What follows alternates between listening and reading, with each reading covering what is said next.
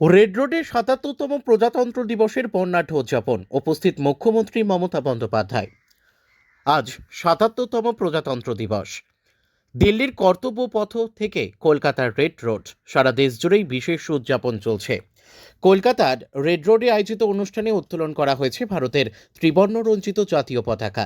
এই অনুষ্ঠানে উপস্থিত রয়েছেন মুখ্যমন্ত্রী মমতা বন্দ্যোপাধ্যায় ও বিধানসভার স্পিকার বিমান বন্দ্যোপাধ্যায়। রেড রোডে শুরু হয়েছে রাজ্য সরকারের বিভিন্ন দপ্তরের ট্যাবলো প্রদর্শন ও কুচকাওয়াজের পাশাপাশি পরিবেশিত হচ্ছে সংক্ষিপ্ত সাংস্কৃতিক অনুষ্ঠান, যা অনুষ্ঠানে যোগ করেছে বাড়তি রং। সাধারণ মানুষের মধ্যেও উৎসাহ চোখে পড়ার মতো।